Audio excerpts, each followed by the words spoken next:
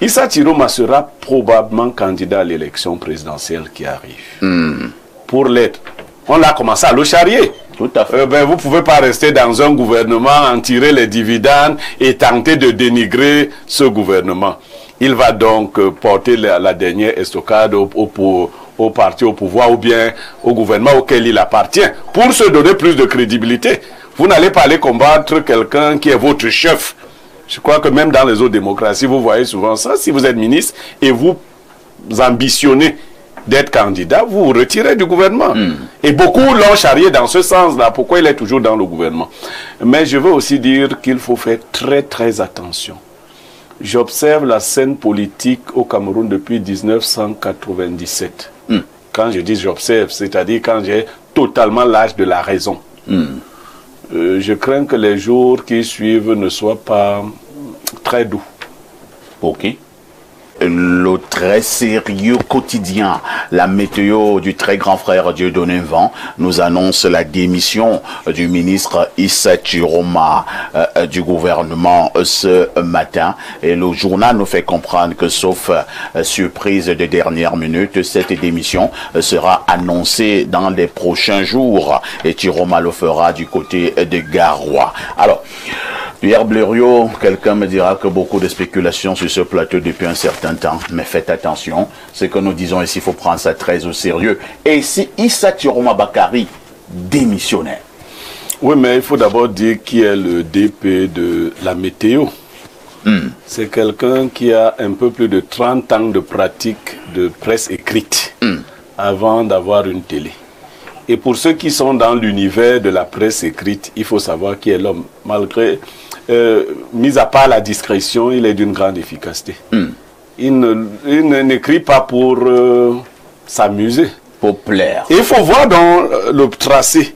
Nous avions dit ici que Issa Chiroma, Bello Bouba, vous voyez, les choses s'enchaînent.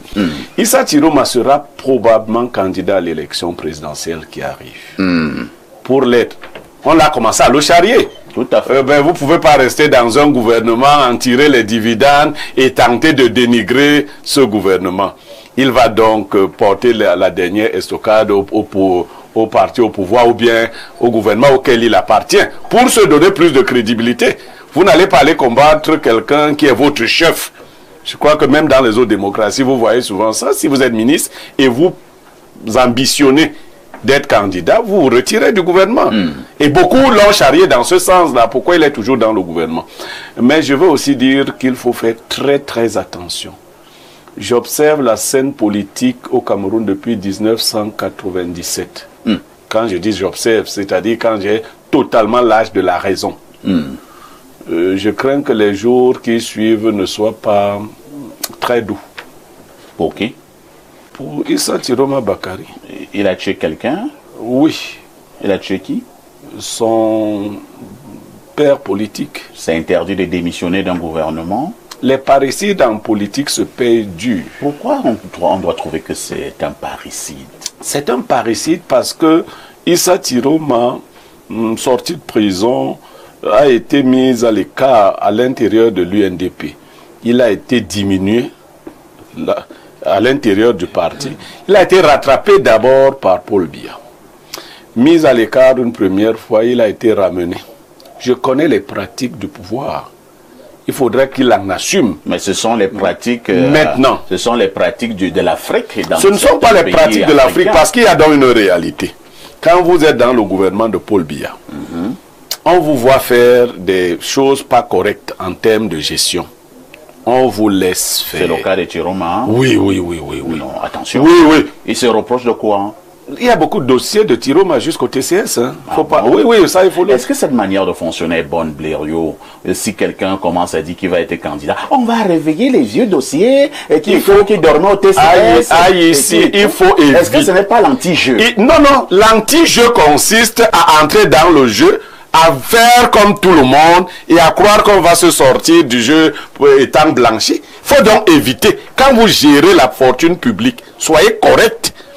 Ne venez pas vendre les illusions aux gens. Vous êtes dans l'affaire, vous faites des magouilles. Après, vous dites que je vais me sortir de là. Entre-temps, quand même, hein, si Tiroma démission du gouvernement et que vous activez ces leviers que vous êtes en train de faire voir... Nous, je suis avec, avec tes gens-là. et maintenant, on arrête Tiroma. Est-ce qu'on ne va justement pas comprendre que non, ça c'est un anti-jeu? Et ça fait quoi? Ça veut dire quoi? Et ici, ça fait quoi? Parce que voilà donc comment il faut raisonner. Les Camerounais veulent du sang. Ah bon? Au propre comme au figuré. Donc, si on sait que tu es un prévaricateur de la fortune publique, on t'arrête, ça fait quoi? Même dans ton village, il n'y aura même pas une ligne de 10 personnes pour marcher. Merci. Voilà, donc. On va passer la parole à Alain Douk. Alain Douk, si jamais Tiroma démissionnait et que quelque temps après, on l'interpellait, est-ce qu'on ne va pas voir cela comme étant un anti-jeu? Quand il faut, comme on dit, la politique telle qu'elle se fait kafkaïennement au pays, c'est un peu bizarre tout de même, il faut le dire. C'est pour cela que des gens tels que nous, on ne saurait avoir un certain type de problème dans la vie.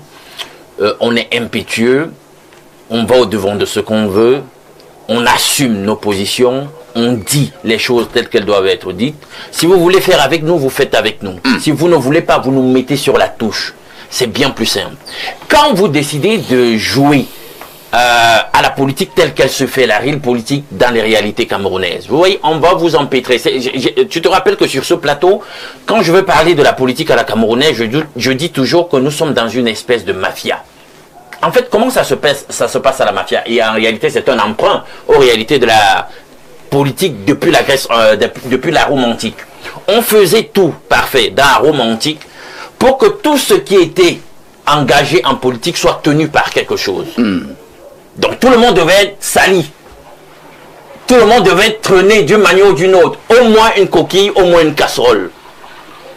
Le système donc était uni par le lien donc du glock. De telle sorte que le jour où vous tentez d'avoir une note dissonante, où vous donnez l'impression que vous voulez vous démarquer par rapport à ce que le système a établi comme étant la voie, la norme, on vous dit que monsieur, vous n'êtes pas aussi différent que ça. Et on vous le rappelle, on vous en donne la démonstration et on vous détruit. Donc, je parle comme ça de façon prosaïque de ce que Blériot a présenté. C'est-à-dire que si Issa Tiroma décide de démissionner, la politique telle qu'on l'a vu se faire dans le pays peut amener ceux qui gouvernent à dire, ben écoute, ça, comme il a décidé de changer d'allégeance, voilà, et de se retourner contre le maître d'hier, ou alors celui à qui il a fait allégeance, voilà ce qu'on lui réserve. On le met hors d'état de nuire. Est-ce que cela est juste? Cela n'est pas juste, mais Issa Tiroma en rentrant. Est-ce que cela est bon? Attends, vous savez, dès que vous êtes engagé... Est-ce que cela est utile? S'il faut prendre mes référentiels en matière de morale, je ne saurais dire en réalité si c'est juste ou pas. Pourquoi? Parce que les référentiels... Non, le Tiroma doit être détruit. Non, je ne dis pas ça, moi. Vous dites donc finalement quoi? Attends, Alain, on demande si c'est juste. Est-ce qu'il est juste de punir le méchant? Non, attendez. Tiroma n'est pas méchant. Il est méchant. Ce n'est pas... Est-ce que j'ai dit dans ma phrase que Tiroma est le méchant? Je demande s'il est juste de punir le méchant. Non, je dis ceci. Sous quels critères, sous quel référentiel on dit qu'il est méchant? Je n'ai pas dit... Le mien non, ou le leur? Alain Douk, parce que si c'est le leur, il n'est pas méchant. Je n'ai pas dit que Tiroma est méchant. Oui. Moi, je demande, est-ce qu'il est juste de punir le méchant de manière globale? Mais ça, il faut punir. De manière globale, il faut punir le méchant. Il faut punir le méchant. Maintenant, si on établit que quelqu'un a fait les mauvaises choses, il est comment? Mais il est un méchant, non?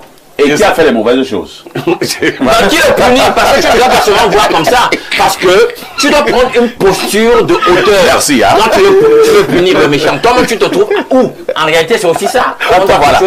Est-ce qu'un méchant doit donc punir un méchant? Je vous d'accord, c'est nous qui posons les questions ce matin. Quand vous allez devant le juge, on vous accuse de vol. Si vous avez des histoires sur le juge qui aurait volé, vous lui posez la question que tu me condamnes aujourd'hui. Ce n'est pas toi qui avais volé là-bas.